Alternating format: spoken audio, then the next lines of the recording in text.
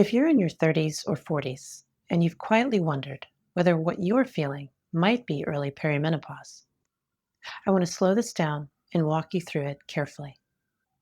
Because sometimes what looks like hormonal decline is actually something else entirely. The shift is usually subtle. You're more tired than you used to be. Weight doesn't respond the same way. You can eat the same meals and feel puffy. Workouts either inflame you or flatten you. Sleep feels lighter, interrupted, or you wake up at 3 a.m. and your brain won't shut off. PMS feels stronger, longer, harder to tolerate. Nothing catastrophic, just harder.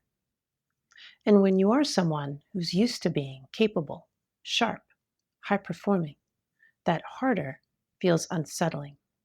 You start wondering, is this perimenopause? Is my body starting to decline?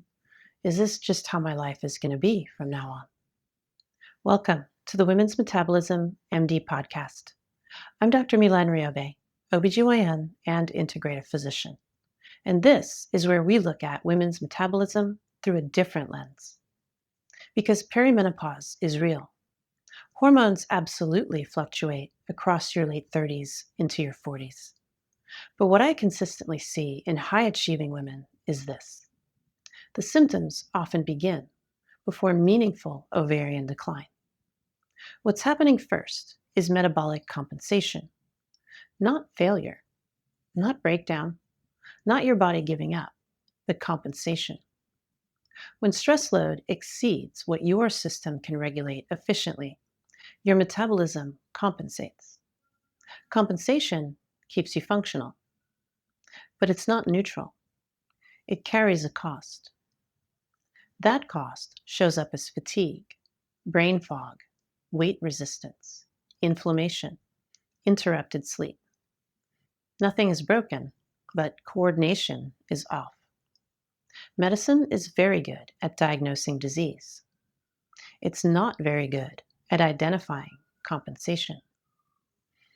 That's why you can have a normal TSH and still have inefficient thyroid signaling at the tissue level, or a normal A1C and still experience significant glucose variability or hypoglycemia, normal FSH and estradiol and still feel hormonally unstable. Labs detect failure. They do not detect compensation. And compensation is what high-performing women feel first. When coordination becomes inefficient, everything costs more. Your workouts cost more. Your sleep costs more. Your menstrual cycle costs more. Your discipline costs more. You can still perform, but you feel like you're paying a higher energetic price for the same life. Now, here's where driven women get trapped. When something stops responding, you apply more discipline. You tighten your diet. You increase training. You experiment with fasting. You add supplements. You optimize harder. Because that's what's always worked. But if the issue is compensation, more discipline becomes more stress. And more stress deepens the compensation pattern. Under sustained stress, your metabolism compensates in predictable ways.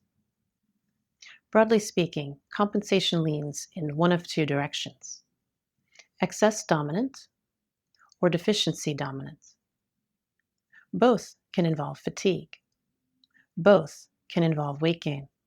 Both can involve brain fog. That overlap is what makes this confusing. But how they respond to intervention is completely different. Within those two broad directions, I consistently see 6 recurring metabolic decompensation patterns, or what I call dynamic metabolic types.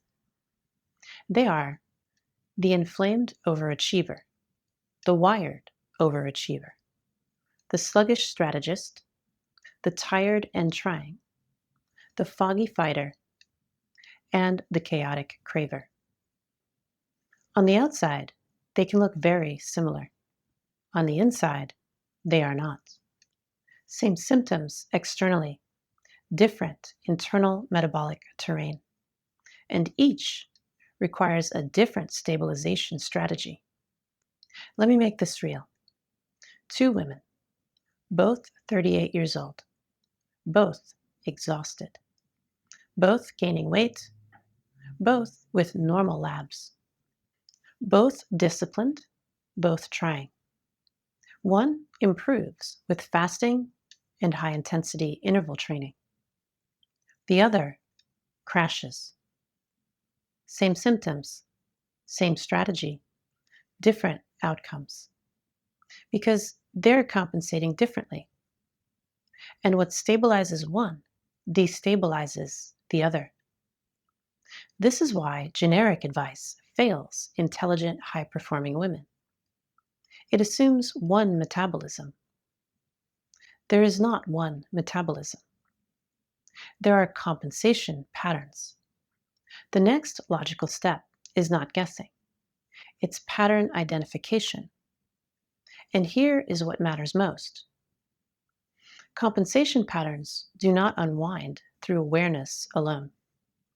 Once your system has been compensating under sustained stress, it becomes efficient at staying in that compensation. Compensation is a workaround. It keeps you functional, but it's not sustainable. Women can remain in this almost working state for years. Not sick enough to be diagnosed, not well enough to feel like themselves. They stay in research mode, listening, learning, experimenting, but without identifying the pattern and recalibrating deliberately. Coordination does not fully restore. And as hormonal variability increases through perimenopause, unstable metabolic terrain and compensation amplifies symptoms. This isn't about panic. It's about trajectory. You can continue experimenting, or you can identify your compensation pattern and stabilize it precisely. 7 days establishes coordination. 9 weeks systematically rebuilds metabolic resilience across the 4 pillars: eat, move, rest, and detox. So your system regains flexibility instead of remaining locked in compensation. 7 days is proof. 9 weeks is reconstruction. But clarity comes first. The dynamic metabolic type quiz exists to stop blind experimentation. Your responses are a diagnostic. If fasting sharpens you, that tells us something. If fasting crashes you, that tells us something. If intensity improves your HRV, that's data. If it fragments your sleep, that tells us something. Those differences are not random. They're signals. Once you identify your compensation pattern, stabilization becomes precise. Inside the 7-day metabolic stabilization journey, we don't overhaul your life. We restore coordination. We align nutrition to your pattern. We regulate sleep rhythm. We reduce unnecessary stress load, and we improve blood sugar stability. We create enough alignment that your system begins responding again. Women report more stable energy, clearer thinking, less puffiness and inflammation, improved HRV, more consolidated, restful sleep, and reduced cravings. 7 days shows you your body is not failing. 9 weeks restores resilience. So here is the decision point. If you're content continuing to experiment, keep listening. If you're ready for structured recalibration guided by physiology rather than guesswork, take the quiz. Identify what your metabolism is actually running and how it's compensating. And if you're listening before enrollment closes for the next 7-day cohort, secure your seat. If not, join our waitlist and we'll notify you when the next cohort opens. Because this doesn't resolve through information alone. It resolves through alignment, clarity, stabilization, then transformation. Start with the quiz. Thank you for listening to this episode. I'll see you on the inside of the 7-day journey.